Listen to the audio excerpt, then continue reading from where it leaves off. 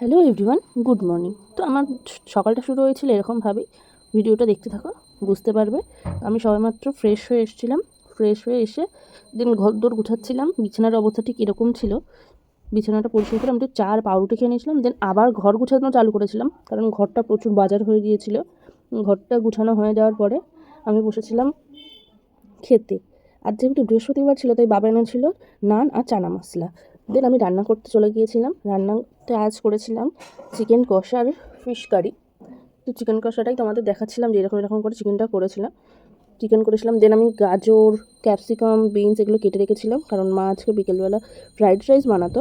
তো সেগুলোই তোমাদের দেখাচ্ছিলাম। দেন আমি মাছও রান্না করেছিলাম, সেটাই দেখালাম। সবে স্নান করে এসেছিলাম আর বাবা দিচ্ছিল পুজো, তাই বাবার জন্য অপেক্ষা করছিলাম যে বাবা আর আমি একসাথে খেতে বসবো। তো আমাদের লাঞ্চে ছিল মাছ আর মাংস।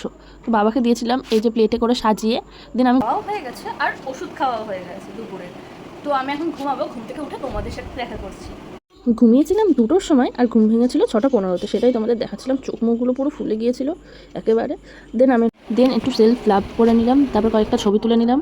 দেন আমি কয়েকটা রিজনিং করছিলাম, এর নাম ছিল ফিগার কাউন্টিং। মায়ের সাথে সাথে কয়েকটা কাজ করে দিয়েছিলাম এবং রাতের ডিনারটা কমপ্লিট করেছিলাম ফ্রাইড রাইস, চিকেন কষা, স্যালাড দিয়ে। লাস্টে থামস আপ দিয়ে খাওয়াটা কমপ্লিট করেছিলাম। আজকের ভিডিও এইটুকুনি। দেখা হচ্ছে কাল একটা নতুন ব্লগের সাথে। Thanks for watching.